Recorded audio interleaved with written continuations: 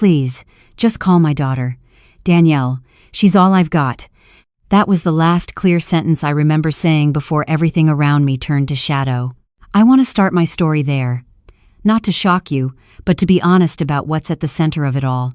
I collapsed in the middle of Sunday service, surrounded by people who'd known me for decades, and yet when it truly mattered, the one person I raised, protected, and trusted with everything, ignored every cry for help. This isn't a story about a stroke. That part is almost the least surprising thing. I'm 67, and I've worked hard all my life. I've lost a husband, raised a daughter, held my community together through more funerals than weddings. My body giving out? That's life. But the silence that followed, that's the part that broke me. I am Gloria Mitchell, and I want you to understand something from the beginning. This didn't come out of nowhere. The morning I collapsed, I had already been unsettled for hours. Danielle had come by my house early that day, said she was checking in before a quick trip with friends to Miami. She brought me pastries and coffee like she always did when she wanted something, all sugar and forced sweetness. I remember her handing me a small white pill with my water, said it was something the doctor recommended to help with my blood pressure.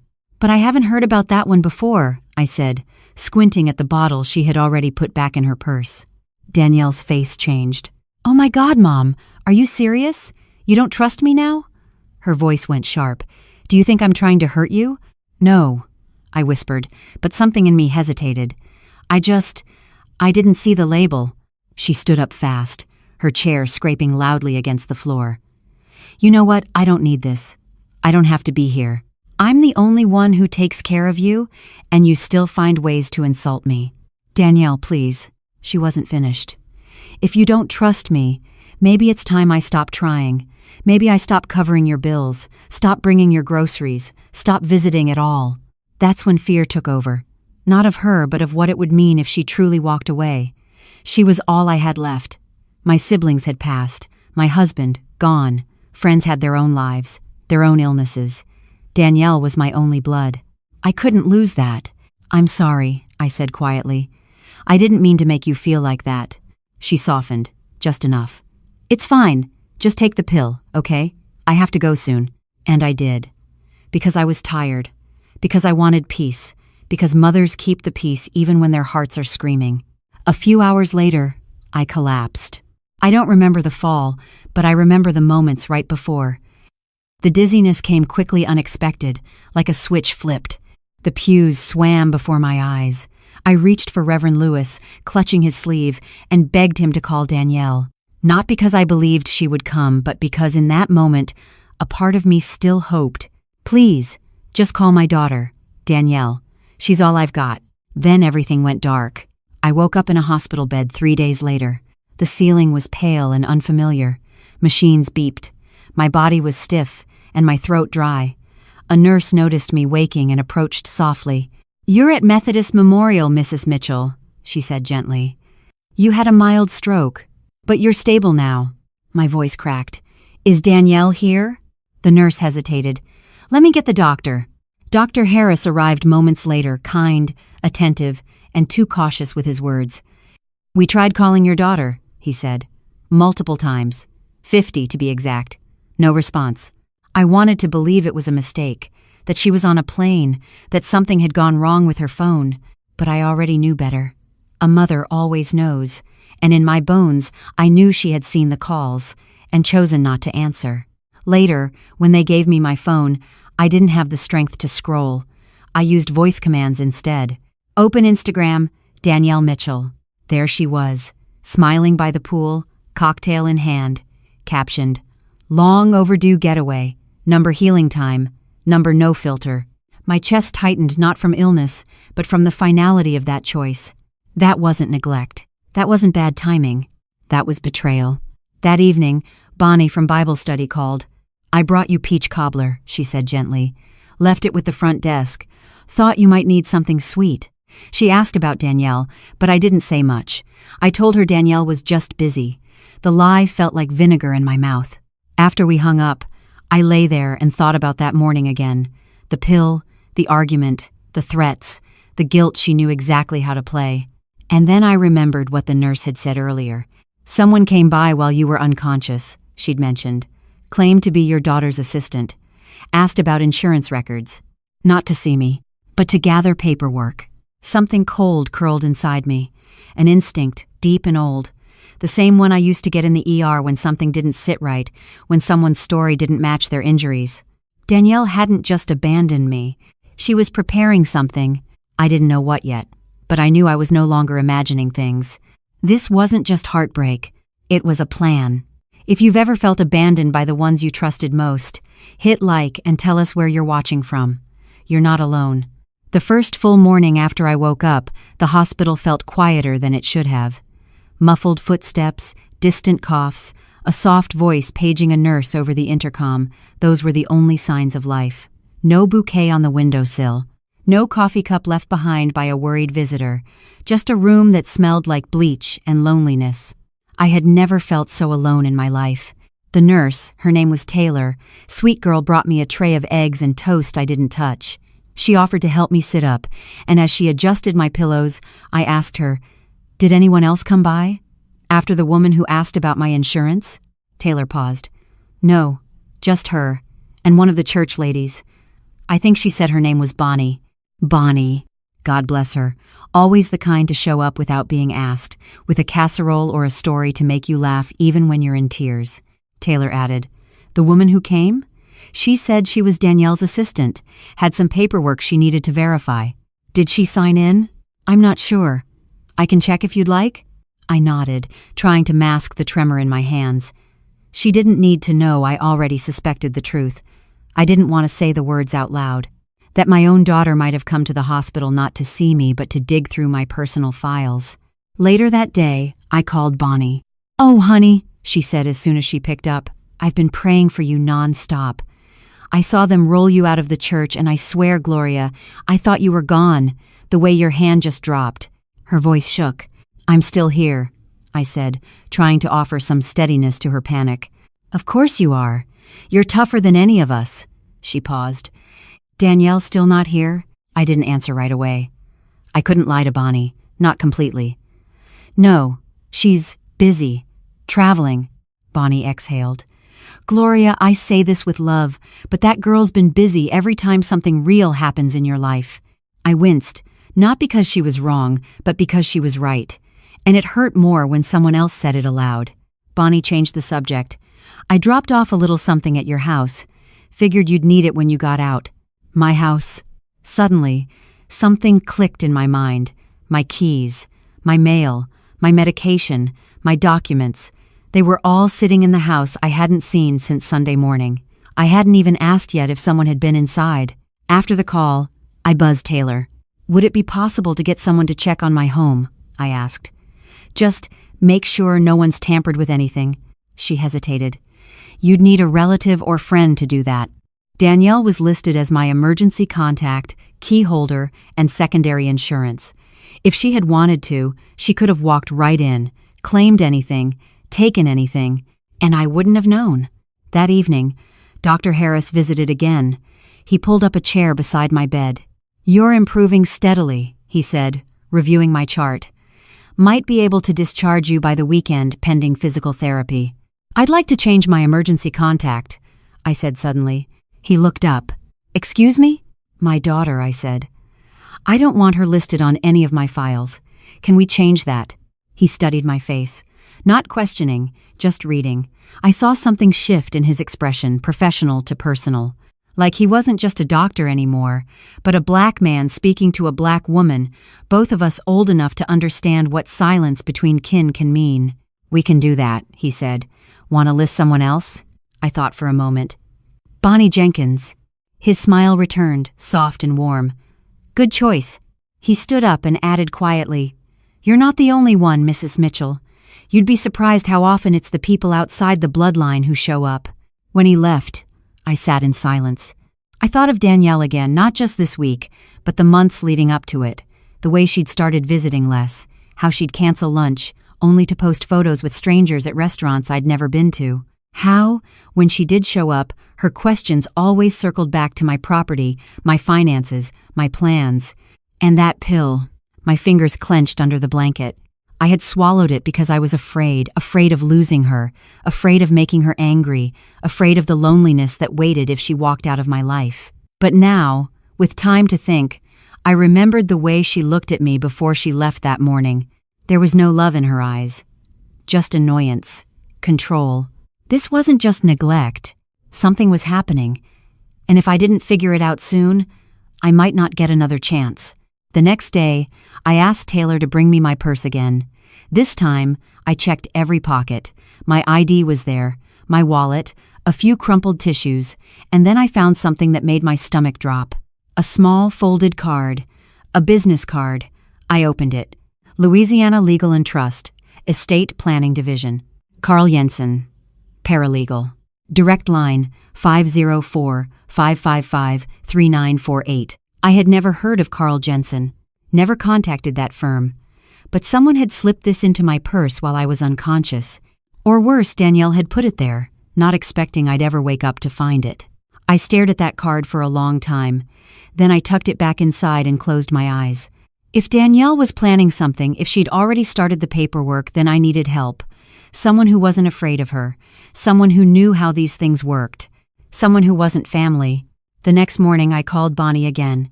"I need a favor," I said. "Anything. Do you still talk to that friend of yours? Evelyn. The one who used to be a lawyer?" Bonnie was silent for a beat. Then yes. Why? "Because I think Danielle's trying to take everything I have." There. I'd said it out loud. And the sky didn't fall. The earth didn't crack. It was just the truth, finally spoken. "I'll call her right now," Bonnie said. "We're not letting this happen to you. Not on my watch." As I hung up the phone, something inside me settled. Not peace exactly, but determination. I had loved my daughter blindly. Now, I would open my eyes. By Friday morning, I was able to sit up on my own, though my left side still tingled with weakness. The occupational therapist had me squeezing a rubber ball, tracing the alphabet in the air with my index finger. She said I was making excellent progress, but I knew what she really meant. I was lucky to be alive. It didn't feel like luck. It felt like a warning. I had barely slept the night before. Bonnie had called to confirm that Evelyn Grant, her retired attorney friend, would be coming by the hospital to see me that afternoon. That news gave me a fragile kind of hope, like a flickering porch light in a storm. Danielle still hadn't called. Not once. Not even a message. But the silence had stopped being painful. Now, it felt useful. Confirming. Every hour she didn't reach out, the truth sharpened.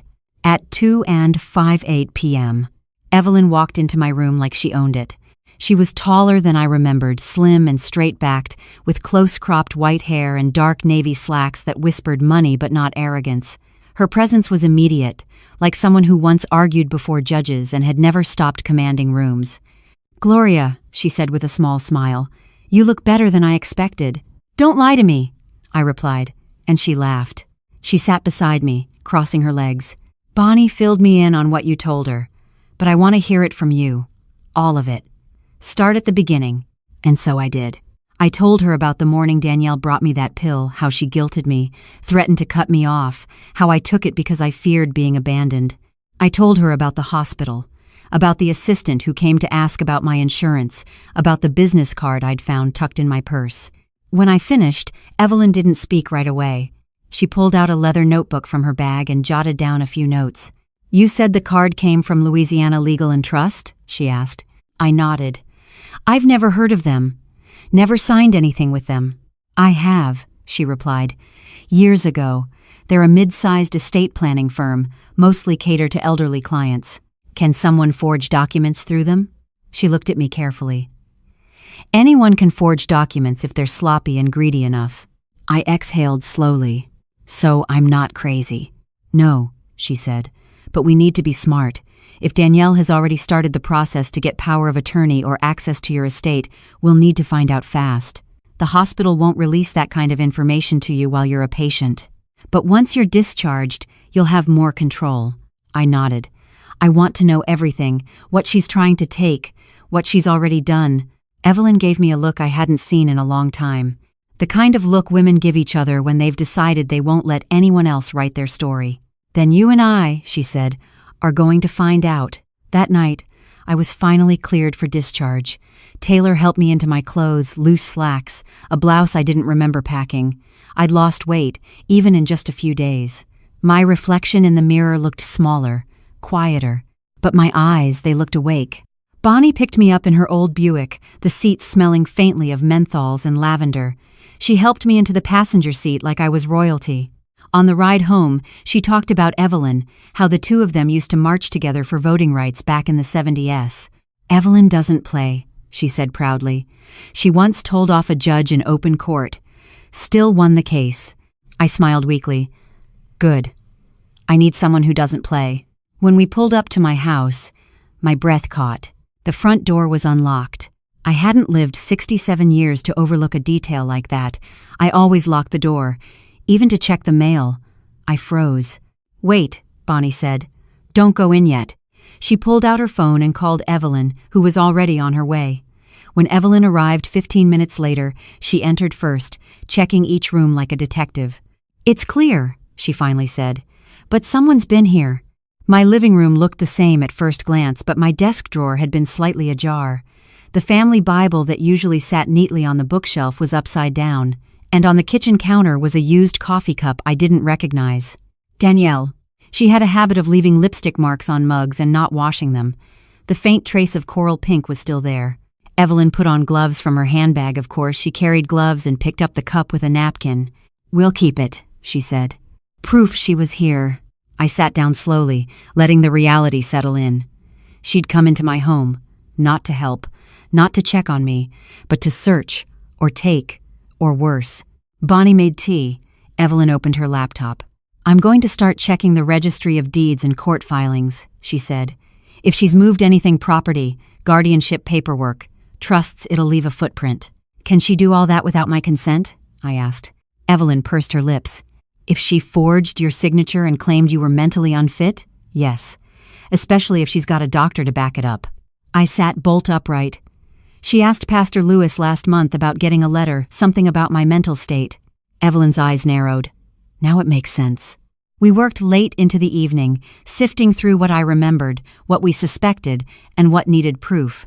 Bonnie stayed the whole time, making sandwiches, humming gospel songs in the kitchen like it was Sunday morning. By 9 p.m., Evelyn had enough to start pulling legal strings. "I'll come back tomorrow," she said, standing up. "We're going to get ahead of this." Bonnie kissed my forehead before leaving. "You're not alone, Gloria. Not anymore." As the house grew quiet again, I sat in the living room, surrounded by silence, but for the first time, it didn't feel empty. It felt like space to think, to plan. I picked up the lipstick-stained mug and held it in my hand. Danielle didn't think I'd survive. She thought I'd slip away quietly. But I didn't. I was still here. And now, I wanted answers. The next morning, I woke up to the smell of something burning. I panicked at first, thought it was the house, but it was just Bonnie in the kitchen, struggling with my old toaster. "You need a new one," she said, waving the smoke away with a dish towel. "This thing belongs in a museum." I smiled weakly. "It still works." Bonnie shook her head and slid a barely salvageable slice of toast onto my plate. "So does my ex-husband, technically. Doesn't mean I keep him around." That was Bonnie. Always something clever to say, even when the world was falling apart. After breakfast, Evelyn returned, punctual as ever, with a folder tucked under her arm and a fire in her step. Her blazer today was dark green, and she wore it like armor. "I've got something," she said without sitting down. "Danielle filed paperwork for temporary medical guardianship 3 days ago, right after you were admitted to the hospital. She also submitted a preliminary petition to manage your financial affairs. It hasn't gone through yet, but if we don't act quickly, it will." My stomach clenched. She really thought I wouldn't wake up. "She counted on it," Evelyn said, calm but firm. "And she moved fast. This kind of paperwork takes preparation." "She's been planning this, Gloria." Bonnie gasped, her hand flying to her chest. "That girl's been plotting behind your back while smiling in your face." I looked at both of them, heart heavy with something I hadn't wanted to name. Betrayal, yes, but also shame. "She's my daughter," I said quietly. "I raised her, fed her, paid for everything, and she's treating me like a business transaction." Bonnie came and sat beside me, placing her hand over mine. "That's not your shame to carry, Gloria. That's hers." Evelyn opened the folder. Inside were printed screenshots, copies of legal forms, and a list of contact names Danielle had used. There was even a copy of an email Danielle had sent to a doctor I'd never met asking for a letter of evaluation, claiming I was displaying erratic memory issues and could no longer handle independent living. "I haven't had a single missed appointment," I said. "No diagnosis. I walk, talk, pay my bills." "You had a stroke," Evelyn reminded me gently, "which gives her just enough leverage to make her case, but that doesn't mean we let her." She laid out a plan. We'd respond to the guardianship filing with an affidavit of competence, supported by medical records and character witnesses, Bonnie included. We'd revoke Danielle's authorization on all accounts and begin the process to designate a power of attorney of my own choosing. Every step, paper by paper, we'd unravel her little web. "What do I have to do?" I asked. "You already did the hard part," Evelyn said. "You woke up." While Evelyn made calls from my dining room, I sat in my armchair and stared out the window at the crepe myrtle blooming in the front yard. It had been my husband's favorite tree. He planted it our first year in this house, said it would give us something to grow old beside. I wondered what he'd say if he were here now. He would have been furious. He was never a loud man. But when it came to family, to respect, he had fire in his chest. He believed in honoring your elders, even when you didn't understand them. He would have looked Danielle in the eye and asked her if she'd forgotten where she came from. I hadn't cried yet, not really. But now, alone in that moment, I let a few tears fall. Not because I was broken, but because I was waking up to something cold and final. My daughter had chosen her path, and it didn't include me. By mid-afternoon, Evelyn returned from the courthouse. "We filed the affidavit," she said. "The judge will review it by next week. In the meantime, I recommend staying close to home. No sudden trips, no signing anything." I laughed dryly. "Who's got the energy for sudden trips?" Bonnie made coffee while Evelyn pulled out her laptop again. "There's something else," she said. "Danielle has a co-signer." I looked up. "Who?" "His name is Marcus Langley, financial advisor, registered under Langley and Associates. He's listed as a consultant in Danielle's filing. And get this, he used to work with elderly clients who transitioned into assisted living. There were complaints. Nothing formally charged, but enough red flags. The name felt unfamiliar, but the scheme didn't. "She's working with someone," I said aloud. "Someone who knows how to game the system." "She's working with a man who sees you as an asset, not a person," Evelyn corrected. Bonnie chimed in. "And he's probably the one who coached her on how to move fast while you were vulnerable." The pieces were falling into place faster than I could hold them. The pill, the assistant at the hospital, the business card, the unlocked door. This wasn't a daughter acting out of fear or desperation. This was a planned maneuver, a takeover. But why now? Why would she do this now? I asked. "She's been distant for years, but never cruel." Evelyn looked at me carefully. "What changed recently?" I thought for a moment. "Nothing big. I made a few updates to my will a month ago, left some things to the church scholarship fund. Danielle wasn't happy about it." "How did she find out?" she asked. I told her. Evelyn closed her laptop. "That's it. She thinks you're moving your money away from her, and she's making sure she gets control before you have a chance." Bonnie shook her head. "All this over inheritance?" "Not just inheritance," I said, voice steadying. "Control, pride, power." That evening, I sat down at the piano in my living room. I hadn't played in months. My fingers were stiff, and the notes came out like ghosts. But I played anyway, an old hymn from childhood, the kind my mother used to hum while hanging laundry in the Alabama sun. I remembered something she once told me. "Don't ever let your children forget that you had a life before them. A name before Mama." Maybe that's what this was all about, reminding myself, and Danielle, that I was still here. Still Gloria. As the last note faded, I looked around my home, my photographs, my books, my memories. Danielle might want to erase me, but I was not done writing my story. By Sunday morning, I had a visitor I wasn't expecting. Pastor Lewis. He showed up on my porch just after sunrise, dressed in slacks and a cardigan instead of his usual robe. I was in the kitchen, steeping a cup of chamomile, when Bonnie peeked through the curtains and said, "You've got company. Man of the cloth." My hands tightened on the mug. "Let him in." He stepped inside gently, like he was walking into a grieving home. His face looked worn. He'd aged since I last saw him conscious at the pulpit. Or maybe I was the one who'd changed. "Gloria," he said softly, "how are you feeling?" "I'm alive," I replied, setting the cup down on a coaster shaped like a dove. "Can't say the same for what I thought I knew." He took the seat across from me at the table. No Bible in hand, no notepad, just his eyes, heavy with something more than pastoral concern. "I came because I owe you honesty," he said, "and an apology." I didn't speak. I let him sit in the silence. "I was approached by Danielle a few weeks back." "Of course you were. She said you'd been showing signs of confusion, that you'd forgotten conversations, misplaced things. She asked me to write a character statement for her, something about your mental state. She claimed it was to help with long-term planning in case anything happened." "And you did?" I asked. He paused. "I didn't. I told her I wouldn't sign off on anything without speaking to you first.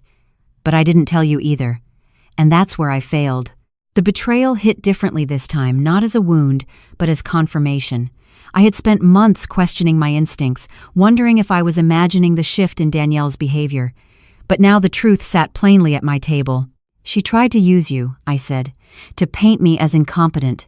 "I didn't believe her," he added quickly, "but I should have come to you, asked questions. I thought, maybe it was just tension between mother and daughter. Not this, not betrayal, not a full-fledged scheme." "She counted on your silence," I said, not unkindly, "and you gave it to her." His face tightened. "What can I do now?" I looked at him for a long moment. "If it comes to court, I'll need you to testify, not just about what she asked, but about my presence of mind, my clarity, everything you've witnessed over the years." He nodded. "You'll have it."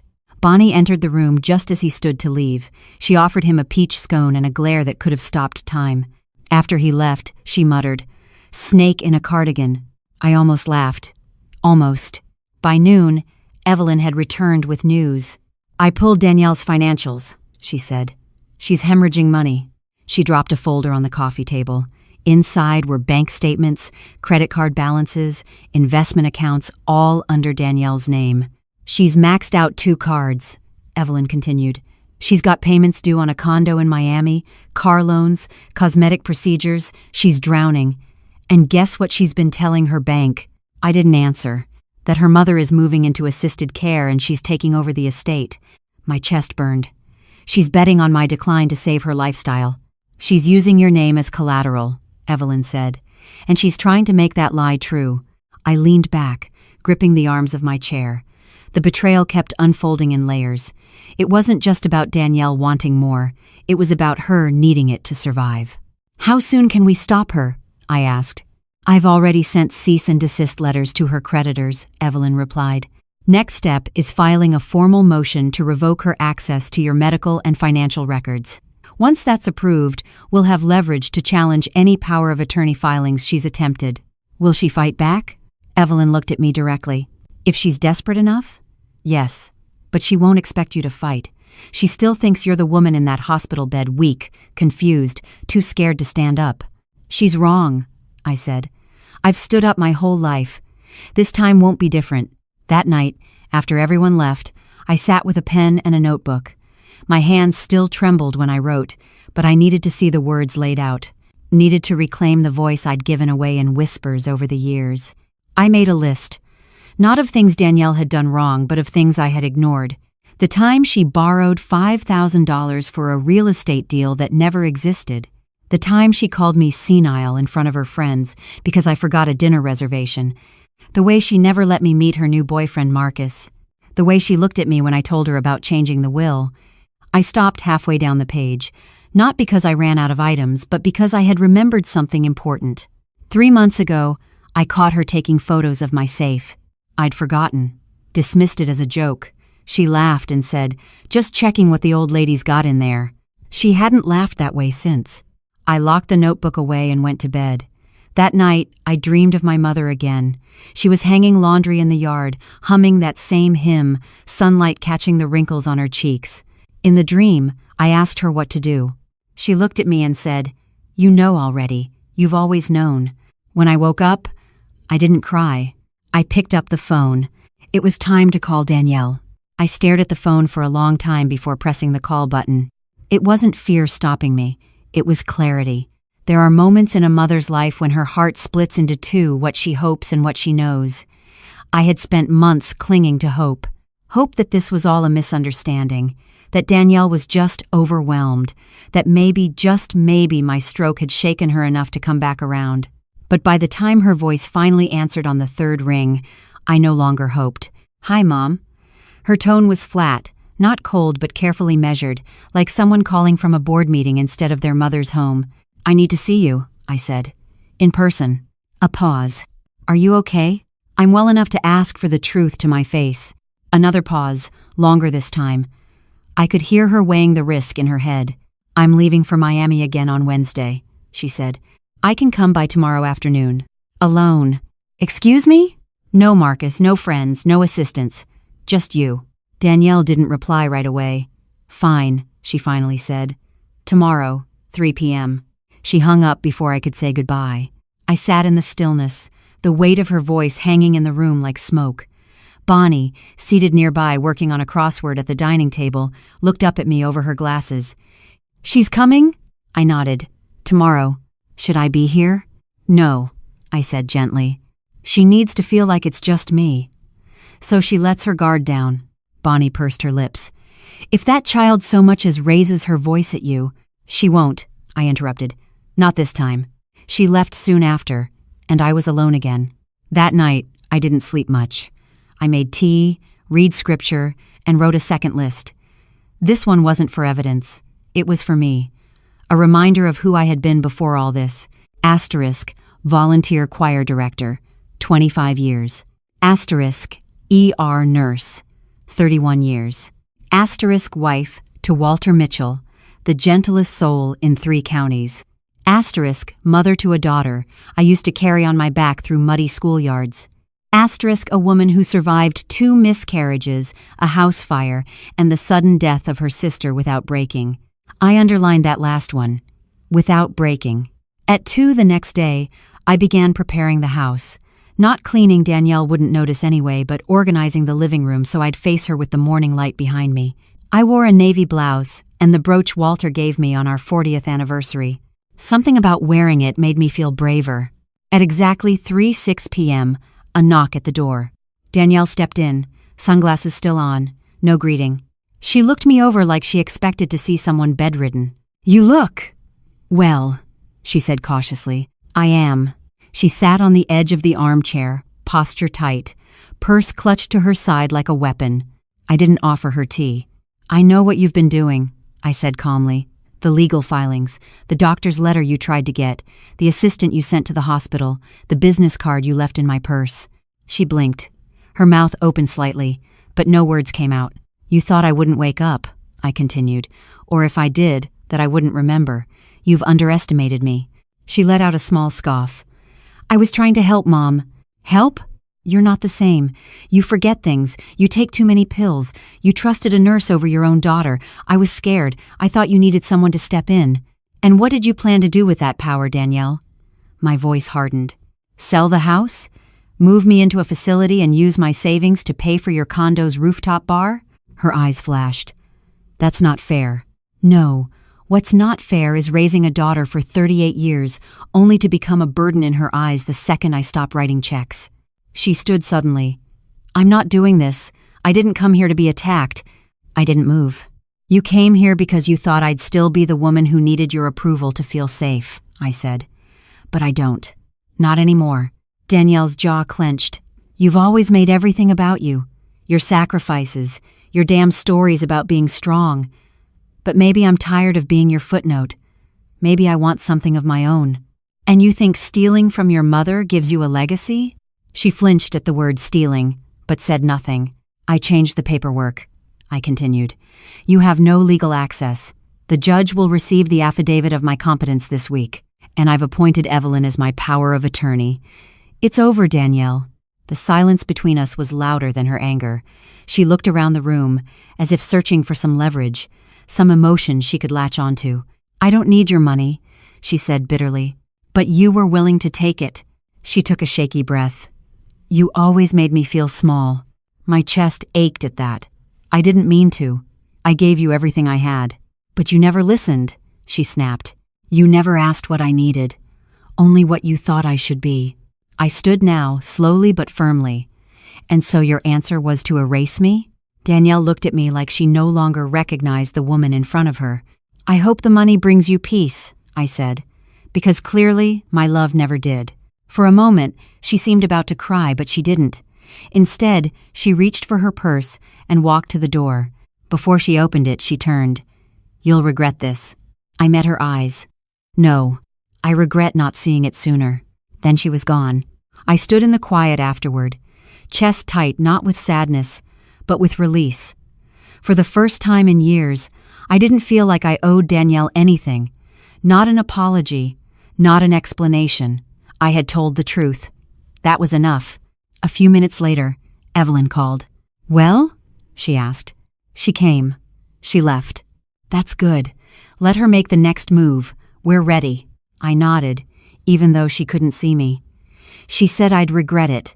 She's scared, Evelyn replied. Scared people lash out, but brave people prepare. And you, Gloria Mitchell, are finally prepared. That night, I slept through until morning. The sun rose slowly the next morning, bleeding gold through my curtains like warm honey. I lay in bed a little longer than usual, not out of fatigue but out of peace. For the first time in weeks, there was no fog pressing against my chest. No wondering if I'd misread the signs. Danielle's words, her silence, her threats, they had all crystallized into something solid. Something I could finally hold in my hands. She had made her move. Now it was my turn to choose what to do with the pieces. I got up, dressed myself carefully, nothing fancy, just a long cotton skirt and the soft sweater Walter always said brought out my strength. I made breakfast slowly, folding scrambled eggs over green onions and cheddar, the way I used to do when Danielle was little and still believed I made magic. Bonnie arrived mid-morning, a sack of groceries in one hand and a container of lemon pound cake in the other. She eyed me closely the second she walked in. You look dangerous, she said, grinning.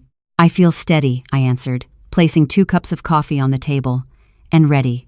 As we sipped our drinks, I told her everything about Danielle's visit, the lies she tried to smooth over, the coldness in her voice, the way she'd tried to twist the truth into victimhood. Bonnie listened without interrupting, then leaned back and said, So what now? Do we just wait? No, I replied. We prepare. Because Danielle's not done. Before Bonnie could answer, the landline rang. It was Evelyn. She filed a challenge, she said without preamble. Danielle submitted a motion to contest your new power of attorney designation. She's claiming you were coerced, that your mental vulnerability makes you susceptible to manipulation by others. I didn't speak for a moment, just breathed. She's trying to flip the narrative, I said finally. Yes, but we expected this. I'm already drafting a rebuttal, but Gloria, we're going to need character witnesses. People who can testify that you're capable, sound-minded, and that your new choices are deliberate. You'll have them, I said firmly. Start with Bonnie. Add Pastor Lewis, he owes me, and Dr. Harris. He saw me in that hospital with his own eyes. I'll ask him to testify. Good, Evelyn replied, because we'll need every scrap of credibility on the record. She's hired legal representation. Marcus Langley isn't just her boyfriend. He's acting as her financial consultant in the filings. Of course he was. I thanked Evelyn and hung up. Bonnie was already writing down names on a notepad. You want me to call the church ladies? She asked. Half of them have known you since before Danielle was born. You want character witnesses? You've got a whole pew of them. I smiled. Call them. That afternoon, I called Dr. Harris. His voice lit up when he heard mine. Mrs. Mitchell, I've been wondering how you were doing. Recovering fast, I said, but I need your help. I told him everything, briefly, clearly. He didn't sound surprised. She really tried to declare you incompetent? She did, and she's not done. He exhaled sharply. I'll give you a letter affirming your capacity. I remember everything from our time in the hospital. You were lucid, oriented, strong-willed. I'll say exactly that. Thank you, I said. I won't forget it. By evening, Evelyn had drawn up a counter-motion. She read it aloud to me over speakerphone. Her voice was steady, legal, precise, but laced with the fury only another woman could understand. "Do you want to add anything personal to the statement?" she asked. I thought about it. Then I said, "Add this. Being a mother doesn't mean surrendering your voice. It means using it even when it trembles." Evelyn was quiet for a beat. Noted. The next morning, Bonnie and I met Evelyn at the courthouse to submit the new documents. It was my first time in a courthouse in years. I walked slowly but didn't ask for help. Inside, Evelyn handed the papers over with confidence, and the clerk nodded without glancing up. As we turned to leave, I caught sight of her, Danielle. Standing across the room in a black suit, her heels clicking like war drums on the marble floor. Marcus stood beside her, smug as ever, his hand on her lower back like he owned her spine. She saw me, paused, and smiled. It wasn't warm. It wasn't sorry. It was a smile that said, "I'm not done with you." I didn't return it. Instead, I took Bonnie's arm and walked past them like they were ghosts. On the way home, I sat in silence, the image of Danielle's smirk burning behind my eyes. "She's confident," I muttered. "She's scared," Bonnie corrected, "and cornered animals bite." "She's not an animal," I said. "She's my daughter." Bonnie's voice softened. "I know." When we got home, Evelyn called again. "Court hearing is scheduled for 3 weeks from today. You'll need to testify." I'm ready. But later that night, alone in my bedroom, I did something I hadn't done in a long time. I prayed for Danielle, not for her to come back, not even for her to change, but for the truth to matter again to both of us. Because whether she won or lost in court, I'd already made peace with the hardest truth of all. She didn't see me as her mother anymore. She saw me as an obstacle. And sometimes, the greatest grief isn't in what they do. It's in finally accepting who they've become. I didn't sleep the night before the first pretrial meeting. It wasn't fear that kept me up, it was preparation. There's a certain silence that settles into your bones when you've finally stopped hoping someone will love you better. It's heavy, yes, but it's also clarifying. I rose before dawn, made a pot of coffee, and pulled out the old blue folder where I kept copies of my will, life insurance, Walter's death certificate, Danielle's birth records, all the pages that told the story of my life in signatures, every line a choice, every date a memory. By 10 a.m. Evelyn arrived to pick me up. She looked like she always did, tailored, sharp, not a hair out of place, but there was something softer in her voice today. "You sure you're ready for this?" she asked as we pulled out of the driveway. "I've been ready," I said. "What I'm not ready for is pretending anymore." The hearing wasn't until next week, but today was our chance to sit with the court mediator. Danielle and her attorney Marcus, of course, would be there too. The court required this step, hoping maybe we could resolve the matter civilly. But how do you resolve betrayal over coffee and polite voices? We entered the courthouse through a side door. Evelyn preferred fewer cameras, fewer eyes. Inside the mediation room, the walls were a soulless beige, the kind of color people pick when they're too tired to choose. Danielle was already there. She looked different, colder, more composed. She wore pearl earrings and a silk blouse I hadn't seen before, her hair perfectly flat-ironed, her nails freshly done. She looked like someone who wanted to be believed. Marcus didn't stand when I entered. He barely looked up from his folder. Danielle, however, met my eyes. And for just 1 second I saw it. The flicker. That little girl who used to cry when she scraped her knees, who used to braid my hair with her tiny fingers on Saturday mornings while I read the paper. She was in there, somewhere.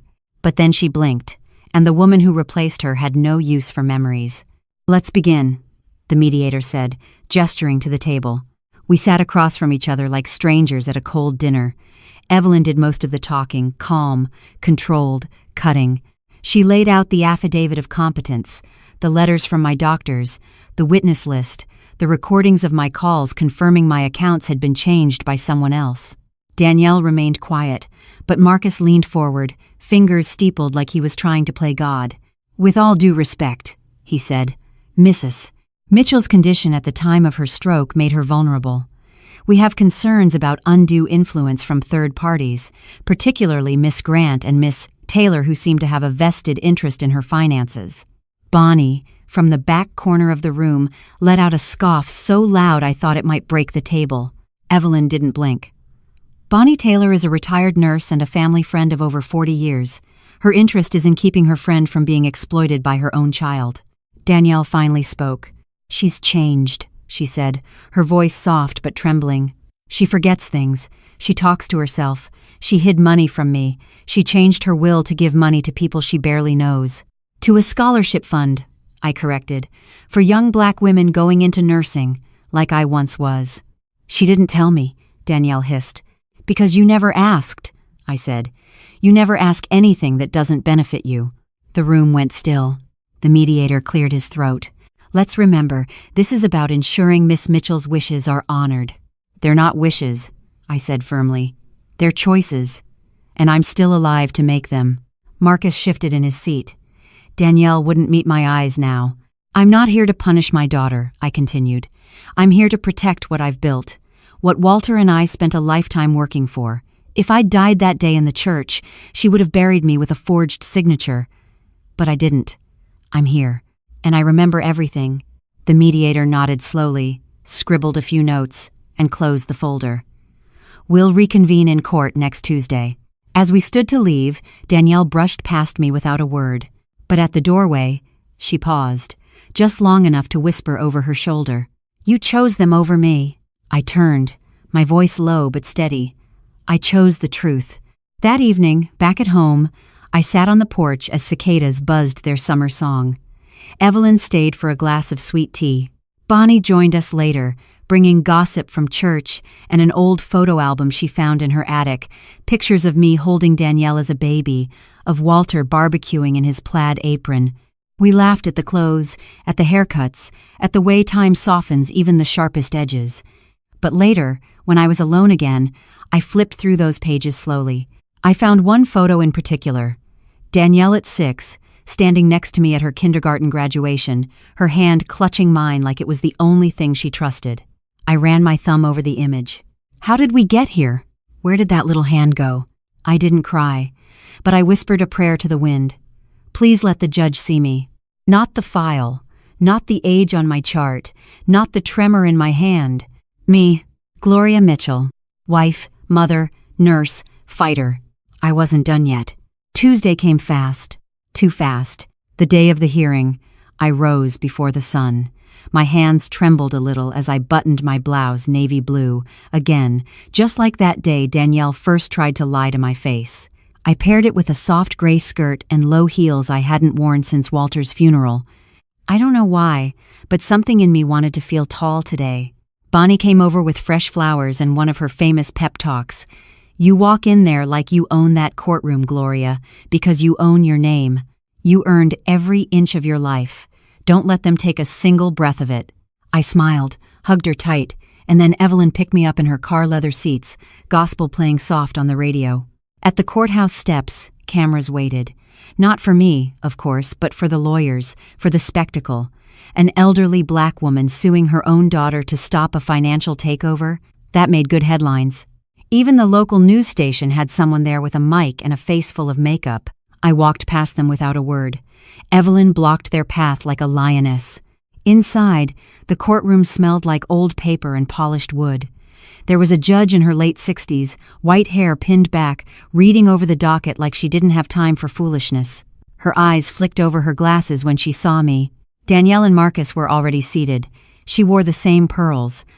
But she didn't look at me this time. Not once. The proceedings began. Evelyn spoke first, presenting my affidavit of mental competence, medical documentation, testimony from Pastor Lewis, Dr. Harris, and Bonnie. She kept her tone even, respectful, yet fierce. Like a daughter I never had. She's not asking to be taken care of, Evelyn said to the judge. She's asking to be left in peace, to retain the right to her name, her finances, and her dignity. Then Marcus stood, and the lies poured out, polished like marble. He claimed Danielle had acted out of concern, that I had shown signs of mild cognitive decline, that Danielle only filed for temporary guardianship to ensure safety. And the financial documents? The judge asked. Her sudden access to accounts? The co-signed statements about nursing homes? A miscommunication, Marcus answered smoothly. Then came the moment. The judge looked at me. Mrs. Mitchell, she said, you're under no obligation to speak. But if you'd like to address the court, now is your time. I rose slowly. My knees ached. My heart thudded loud enough to hear, but my voice, clear as a hymn. Your Honor, I may be 67, but I'm not invisible. I remember the day my daughter was born, how I labored through 17 hours alone because my husband was stuck on the night shift. I remember the smell of her hair, the curve of her laugh, the way she used to squeeze my hand when she was scared. I took a breath. And I remember the day I woke up in a hospital and realized my child had already started carving up the pieces of my life like I was already gone. Danielle flinched, just barely. I'm not confused. I'm not delusional. I'm heartbroken. But I'm not broken. I know what love looks like. And this isn't it. The courtroom was silent. Even Marcus looked unsure of himself now. I spent my life taking care of people, patients, neighbors, my husband, my daughter. And now, I'm asking for the right to take care of myself. The judge stared at me long and hard, then nodded once. She called for a recess. Out in the hallway, Evelyn and I sat on the bench. She squeezed my hand. You nailed it, she whispered. Whatever happens, you told the truth. We waited for almost an hour. Then they called us back in. The judge returned to her bench, her face unreadable. I've reviewed the documents, the testimonies, and the arguments presented. And while I believe there may have been genuine concern on the part of Miss Danielle Mitchell at some point, I also believe that concern crossed the line into control. My throat tightened. Mrs. Gloria Mitchell has demonstrated clear awareness, intention, and independence. Therefore, I am dismissing the guardianship petition, invalidating any pending financial claims submitted under Miss Mitchell's name, and ordering a cease on all asset management activity by the respondent. The gavel fell. It was done. I didn't cheer, didn't weep. I just closed my eyes and let the silence settle. Danielle stood up fast, grabbed her purse, and walked out without a word, not even a glance. Outside, the reporters surged. I waved them off. Evelyn handled them like a pro. Back at home, I sat in my kitchen while Bonnie made gumbo. She kept glancing at me, like she was waiting for something. You okay? She finally asked. I think I am, I said. You think? I just realized I didn't win back my daughter. But maybe I won back myself. She smiled sadly. Some battles are like that. Later, after everyone left, I sat in the living room alone. I turned on the lamp, took out an old album, and for the first time in a long time, I let myself look at baby Danielle without pain. She had been mine once, and no judge, no hearing, no betrayal could erase that. But some chapters have to close. And I was ready for the next page. The phone didn't ring the next day. Not from Danielle. Not from Marcus. Not from anyone offering apologies or explanations. And I didn't expect it to. When someone's been chiseling away at your life behind closed doors, they don't usually come running back with flowers and regret. They vanish. And for once, I let the silence stay. Bonnie came by in the late afternoon, arms full of casseroles wrapped in foil, like I'd just buried someone. I figured you'd be too tired to cook, she said, setting down a tuna noodle and something that smelled suspiciously like her famous baked ziti. I'm not grieving, I said softly. No, she replied, taking a seat across from me. You're just finally breathing. We ate in comfortable quiet, the kind that only comes between women who've weathered storms together. After dinner, I brought out the old photo box I hadn't opened in years, yellowed edges, crumpled corners, but memories still intact. I've been thinking, I said as I flipped through pictures. About what to do now? Bonnie raised an eyebrow. You mean besides not let your daughter steal your identity? I gave her a look, but couldn't help a smile. Yes, I mean with my time, my purpose. You always had purpose, Glo. I want to use my story, I said. Not to shame her, but to help others. Maybe write something. Talk to the church, the community center. There are women out there this is happening to, and they don't have Evelyn's or Bonnie's or second chances. Bonnie nodded slowly. You want to shine a light. I want to make sure this never happens to someone else. The next morning, I called Pastor Lewis. He sounded surprised to hear from me. Pastor, I'm ready to come back to church, I said. He paused. You sure? Yes.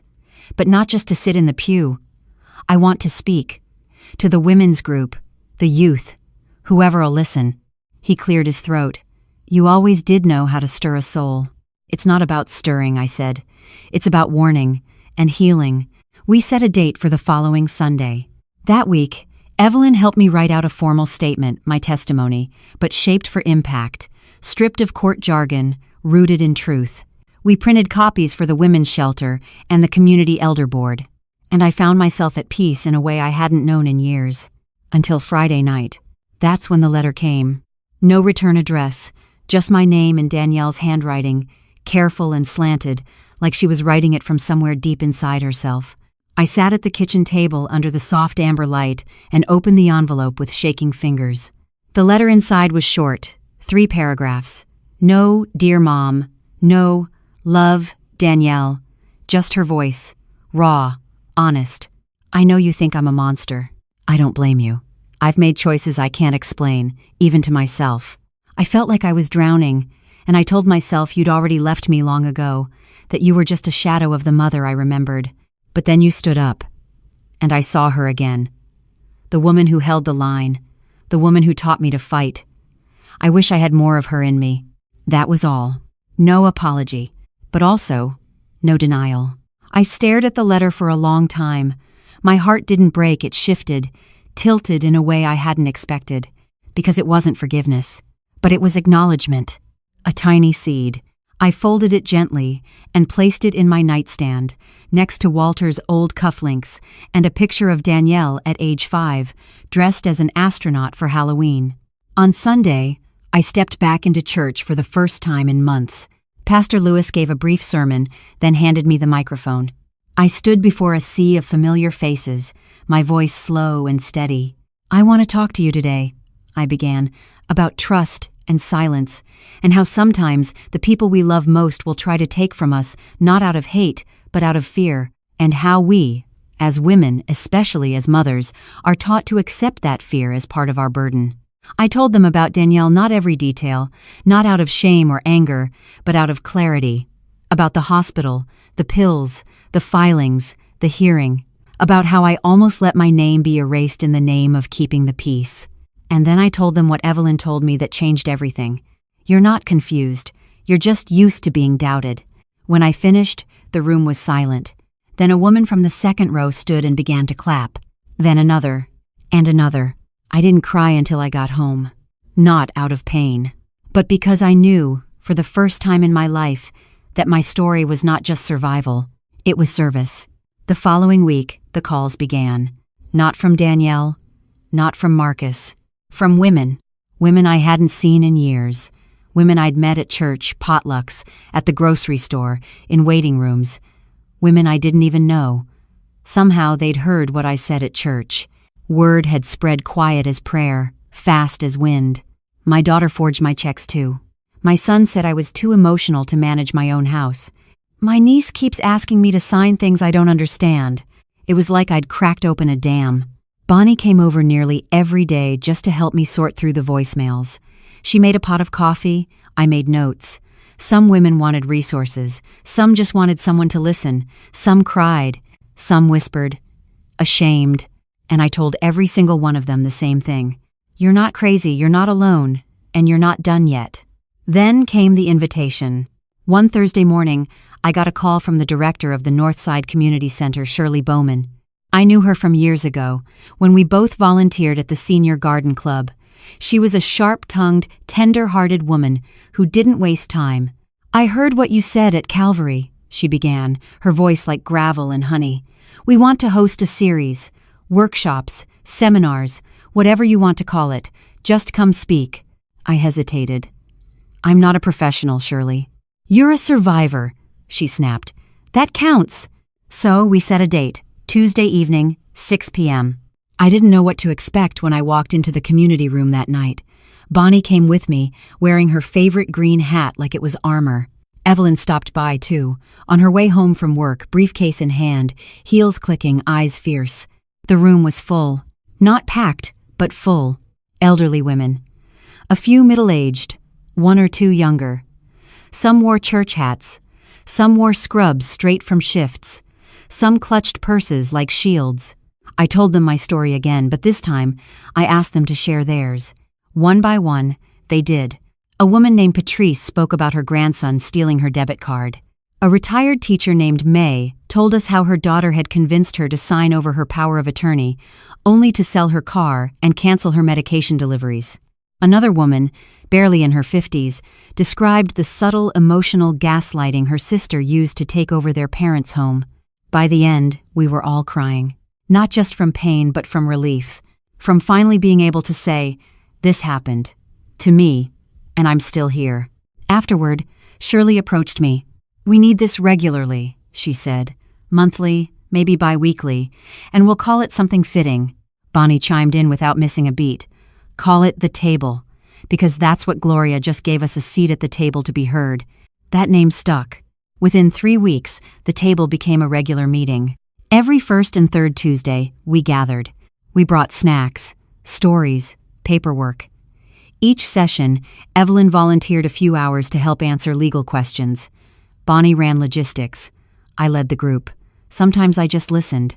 Sometimes I spoke. Sometimes I held a hand. Then, one night, I got another letter, slipped under my door, from Danielle. It was longer this time. "Mom, I saw you on the news, talking about the table. I didn't expect to feel anything, but I did. Anger, shame, jealousy, maybe. I keep replaying that courtroom moment in my head when you stood up, and I realized I don't know that version of you. The woman who doesn't flinch, who doesn't soften everything for me. I don't know if I'm ready to face you, but I do want you to know I've been going to therapy. Marcus and I, we're no longer together. He wasn't who I thought he was. Or maybe he was exactly who I wanted him to be, just long enough to forget who I really was. I'm not asking for anything. I'm not ready to come to your meetings, but I wanted you to know I'm trying. Slowly, Danielle."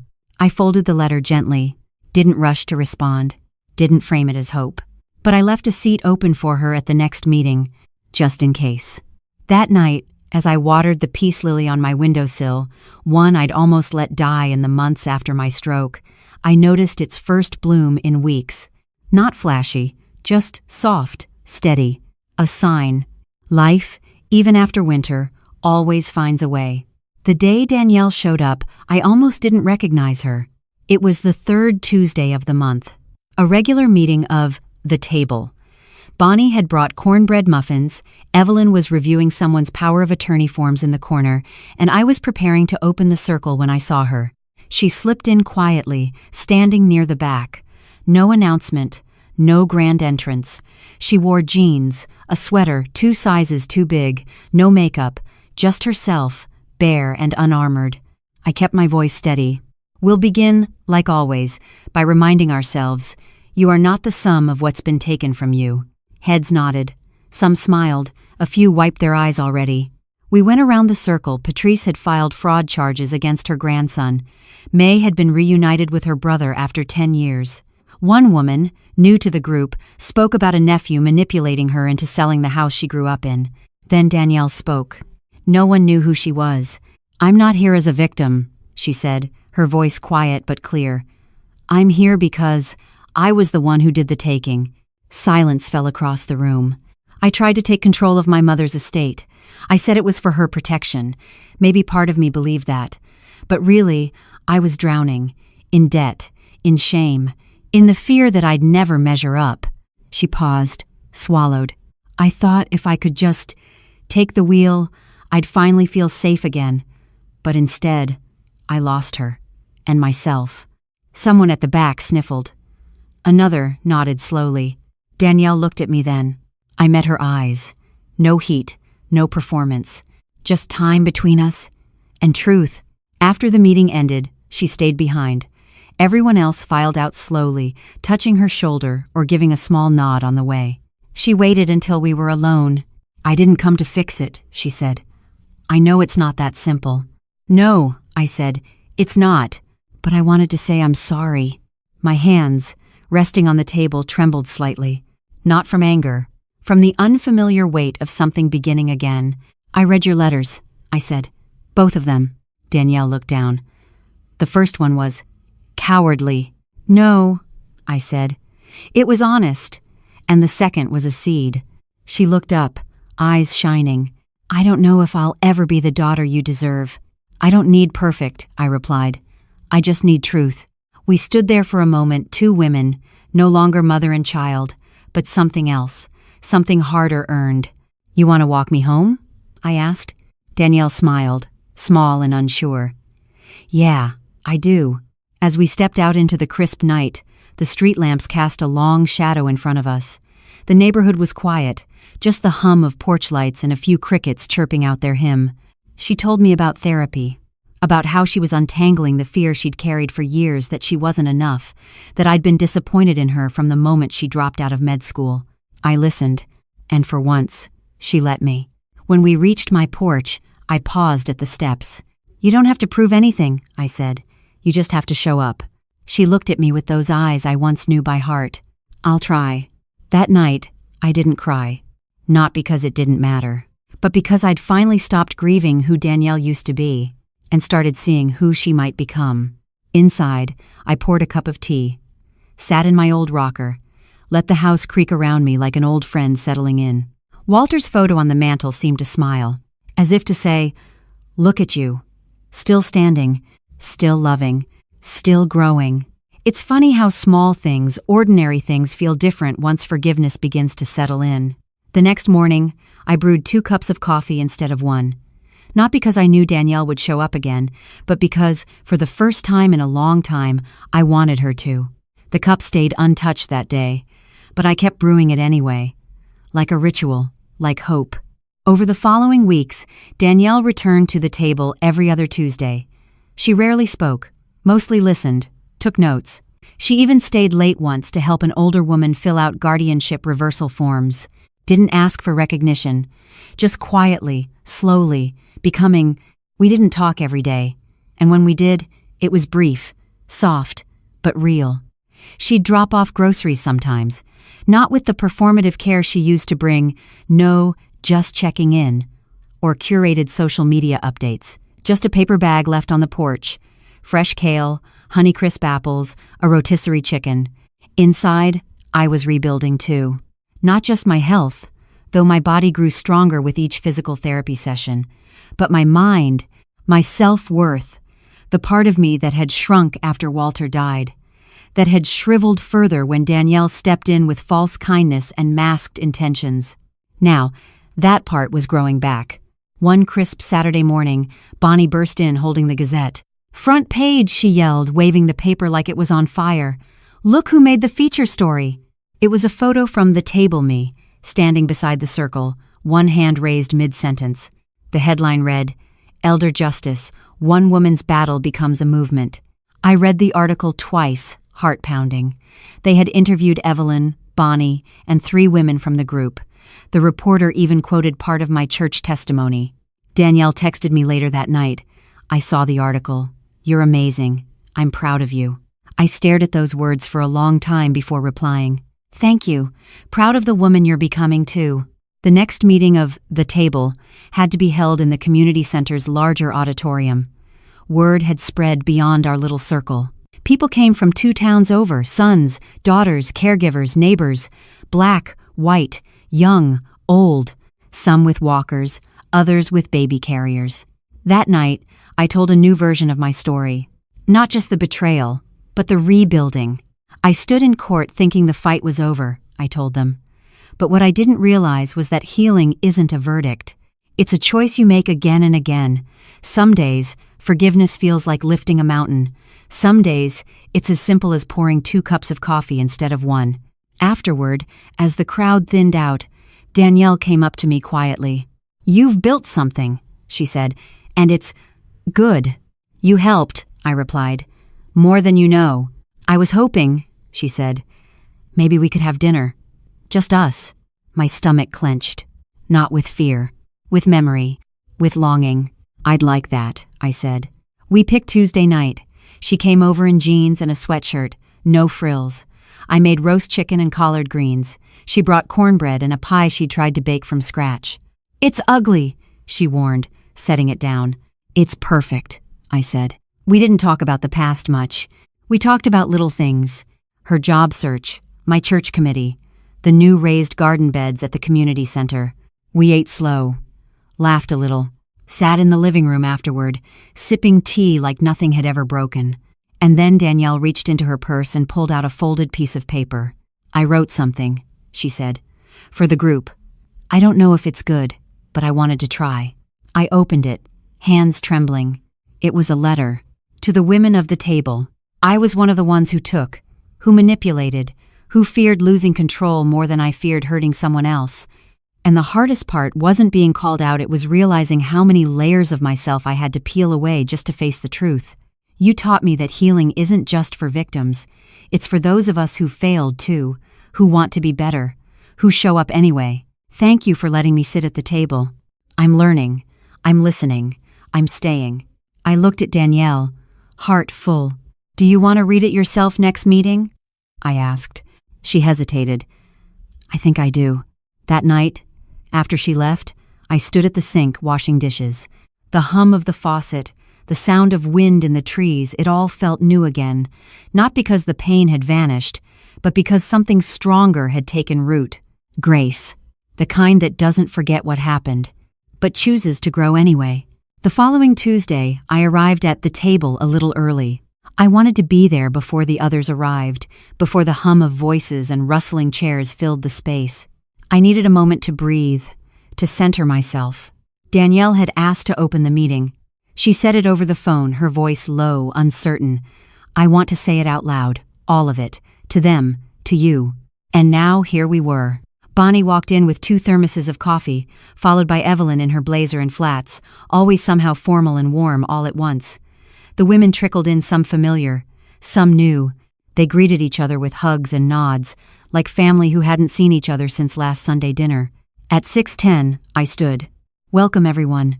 Tonight, someone very dear to me has asked to speak.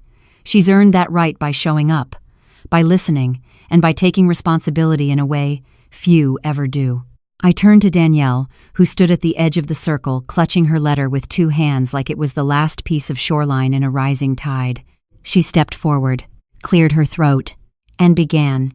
"I used to think mistakes could be buried, that if I avoided them long enough, blamed others or wrapped them in excuses, they'd disappear. But I learned that the things we bury come back heavier." She looked around the room. "My name is Danielle. I'm not a victim of elder abuse. I was an abuser.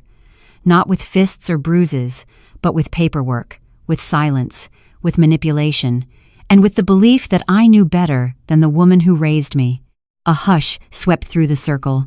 Danielle's voice trembled, but never broke. "I came back because I needed to see what love looks like when it doesn't give up, but also doesn't give in. My mother didn't shut the door, but she didn't leave it wide open either. She left it cracked, just enough for me to return on my knees if I had the courage." I felt Bonnie's hand reach for mine across the seat. Danielle continued. "I hurt people. I almost lost everything that ever mattered to me. But through this circle, through your stories, I've learned that accountability isn't punishment. It's a path." She unfolded the letter I'd read the week before and read it aloud. This time, her voice shook. Not from fear, from feeling. When she finished, the room remained silent for a long moment. Then May, our retired teacher, stood and walked to Danielle. She didn't speak, just hugged her, and then another woman did the same, and another, until my daughter, my imperfect, breaking, building daughter, was wrapped in a circle of the very people she once wronged by extension. When it was over, Danielle sat beside me again. Not as a defendant, not as an outsider, as a woman trying to become better. After the meeting, we walked home together, the street lamps glowing like watchful angels. "Do you hate me?" she asked quietly. I stopped walking, turned to her. I did, for a moment. And then I realized, hate takes too much energy away from healing. We walked a little more. She slipped her hand into mine. "Do you think, one day, we could be close again?" I squeezed her fingers gently. "One day isn't promised," I said, "but this moment is, and you're holding my hand in it." She nodded, tears slipping silently down her cheeks. That night, I slept deeply for the first time in months. No dreams, no fears, just rest. Because I wasn't holding on anymore. I was letting go. Of bitterness. Of what-ifs. Of the version of Danielle I thought I needed. And in its place, something else was blooming. Maybe not reconciliation in its full form, but something truer. A fragile, living beginning. There's a quiet that settles over a life when the chaos begins to pass. Not silence exactly, but a softer rhythm like the ocean after the storm, still moving, still deep, but no longer tearing at the shore. That's what the days felt like now. Danielle and I didn't become best friends overnight. This wasn't some movie where everything wraps up in a bow by the third act, but she kept showing up, sometimes to the table, sometimes to my house with groceries, sometimes just to sit on the porch and listen to the wind. One Thursday morning, I opened my front door and found a small box resting on the mat. No note, no ribbon, just a return label with her name. Inside was a hardcover journal, its leather worn and soft. Tucked inside the first page was a yellow post-it note. You always taught me to write it down. I thought maybe this time I'd try to learn from it. Underneath the note was her first entry. Short, honest. Today, I wanted to text Marcus, just to feel something familiar. I didn't.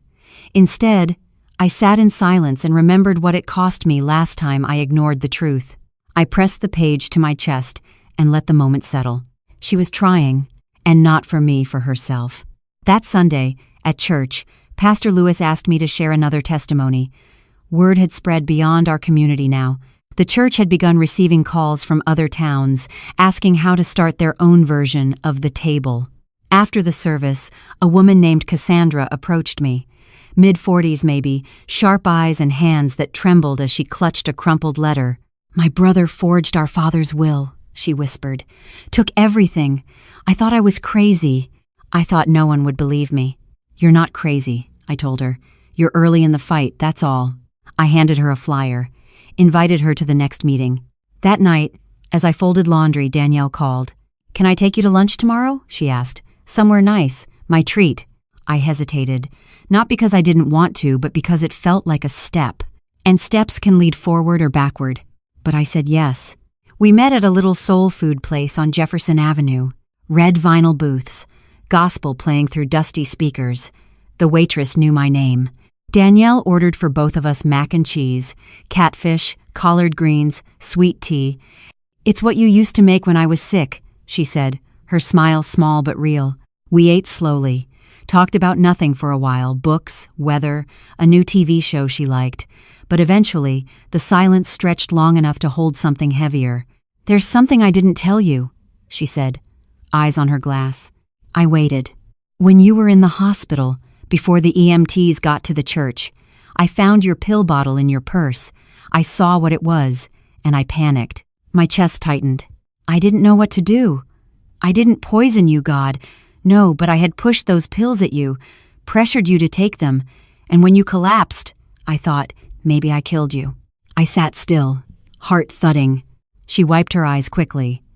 That guilt combined with the fear of you waking up and taking back everything, I spiraled. "That's when I called Marcus. That's when I started. Everything." I breathed slowly, counted each beat like prayer. "You didn't kill me," I said, "but you did abandon me." She nodded, tears slipping past her defenses. "And now," I continued, "you're choosing to stay. And that matters." She looked up. "I want to be better, Mom." "I know," I said. "So do I." We finished our meal in silence, but this time it wasn't empty. It was full of something neither of us could name. Outside, the wind had picked up. The sky turned that soft golden pink it only gets for a few minutes before sunset. "Come over tomorrow," I said. "Help me in the garden." Danielle smiled. "I'd love that." That night, I lit a candle for Walter, sat beside his photo on the mantel and whispered, "She's finding her way." And so was I. Danielle showed up the next morning in a flannel shirt, old jeans, and a pair of gardening gloves she admitted she borrowed from her neighbor. She held a small tray of seedling tomatoes like a peace offering. "You said you wanted to try growing your own again," she said. "Figured we could start with something stubborn." "Tomatoes are tricky," I said, taking the tray. "So are we," she answered, with the faintest smile. We worked in the back garden for most of the morning. The earth was soft from last week's rain, the kind that sinks under your feet and makes you feel grounded again. I showed her how to kneel to save her back, how to pinch the roots without breaking them. It was quiet work, but good, healing even. "I used to hate this yard," she said suddenly, wiping sweat from her brow. Thought it was boring. A prison. Because I made you weed it when you were 13? I teased. She laughed. Exactly. I was trying to teach you patience, I said. Didn't work. It's working now. We planted 6 rows. Tomatoes, collards, peppers. At one point, I looked over and saw Danielle kneeling in the soil, hands dirty, hair sticking to her forehead, a tiny smile tugging at her lips. She looked like a woman coming home to herself.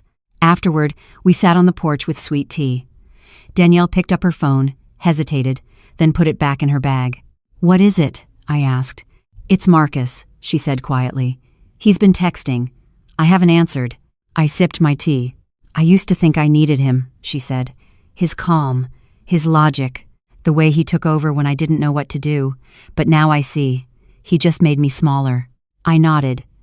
Love doesn't require shrinking. Danielle looked out toward the garden. I don't think I ever saw myself clearly until you stopped trying to save me. That hit deep. Because I had tried. For years. Tried to smooth things over. To excuse the distance. To take what scraps of closeness she offered and call it enough. But when I stopped, something changed. I gave her space to meet herself and me, honestly. That afternoon, Bonnie dropped by unannounced. She walked into the kitchen like she always did and froze when she saw Danielle at the table chopping onions. Well, look who found her way back, Bonnie said, arms crossed. Danielle looked up, eyes cautious.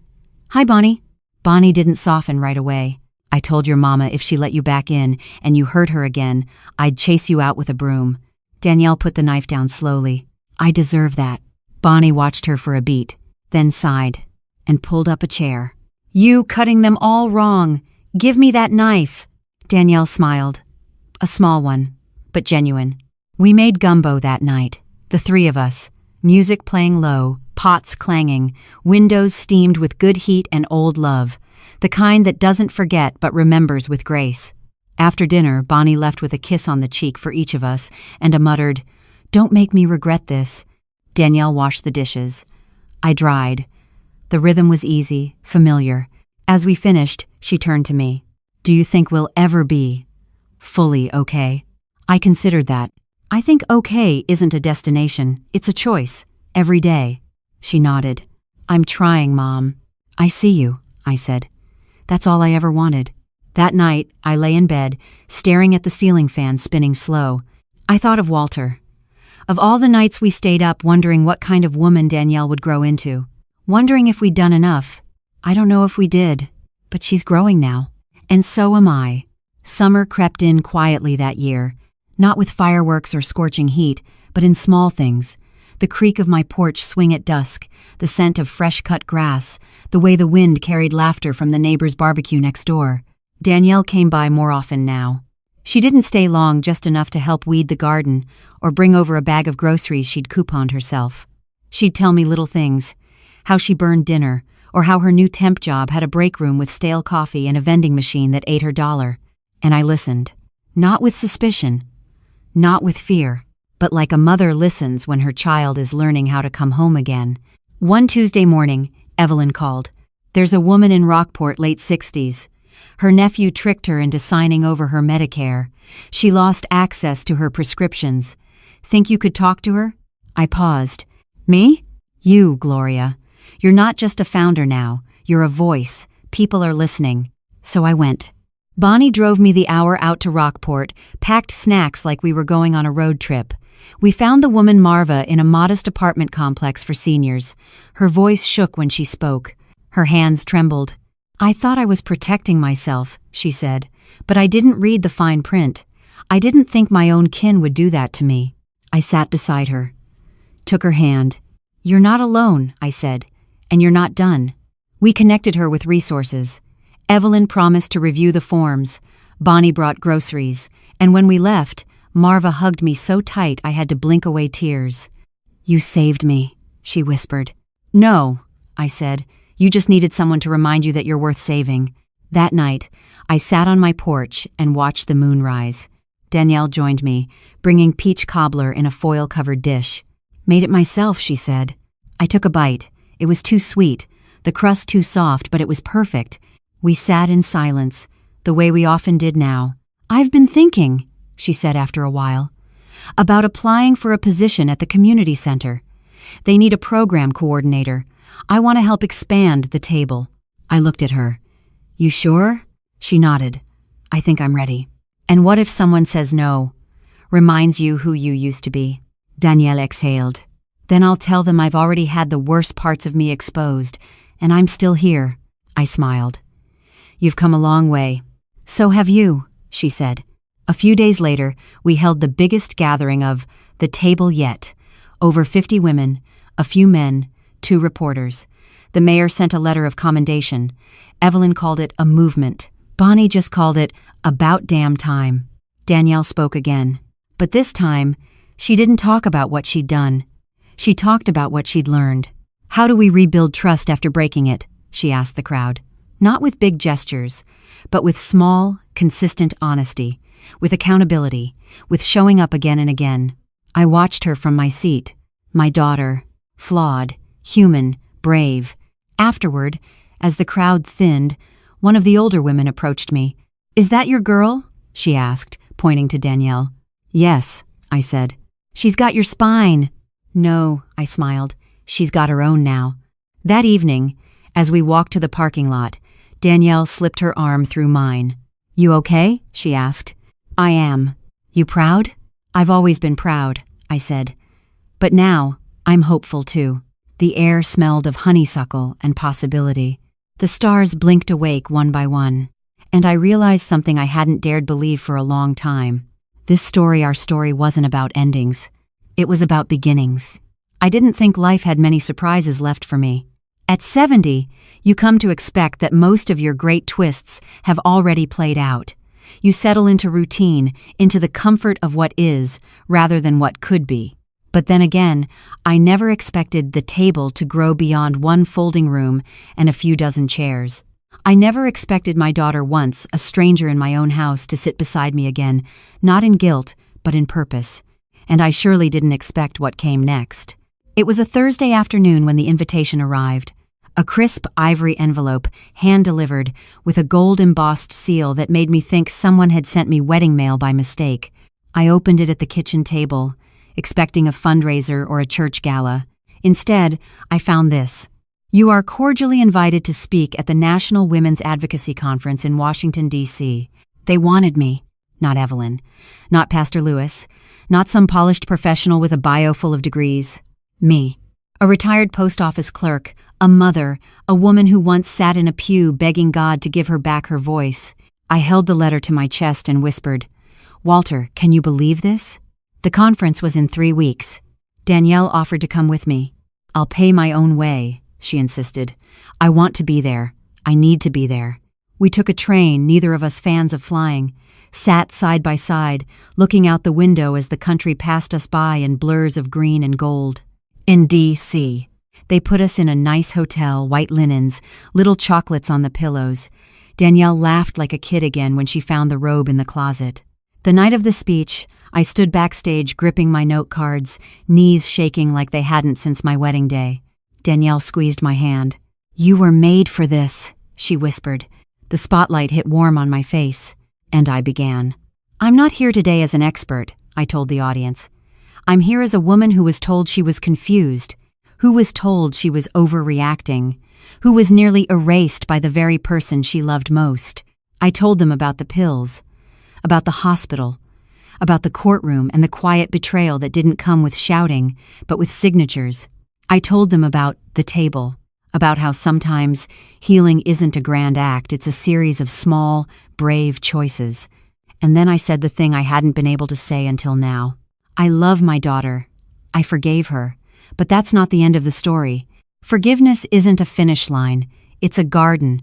You water it, you weed it, and sometimes it still doesn't bloom the way you hoped. But you keep tending to it. You stay. When I stepped off stage, the applause rolled like thunder. Danielle was crying. So was I. That night, back in our hotel room, we lay in our separate beds, the lights off, city sounds humming beyond the curtains. "You were incredible," she whispered. "I meant every word," I said. A long pause. Then, her voice in the dark. "Mom, would you ever consider letting me move back home for a while? Not forever, just to get my feet under me. I was quiet for a moment. Are you asking as my daughter? I said gently. Or as the woman you are now? Another pause. As the woman I'm still becoming. I smiled in the dark. Then yes, but you're helping with the bills, and no more bad pies. She laughed. Deal. Weeks later, we stood in the backyard planting fall vegetables, kale, onions, squash. Our hands worked the soil side by side. I never said thank you, she murmured. You did, I replied. Every time you showed up. She looked up at me. Still, thank you for saving me. No, I said, smiling as I pressed seeds into the ground. You saved yourself. I just left the door open. The wind shifted, warm and soft. Somewhere, a wind chime danced. And beneath our feet, in the dark, rich earth, something new was beginning to grow. The story reminds us that healing is rarely linear, and forgiveness is not about forgetting but about choosing to move forward without letting the past define us. It teaches that justice doesn't always arrive in a courtroom, and redemption doesn't come in grand gestures, but in small, consistent acts of honesty, humility, and showing up especially after we've failed. Most importantly, it shows that even in the aftermath of betrayal, grace can grow, and with time, love can return not as it once was, but deeper, wiser, and more real.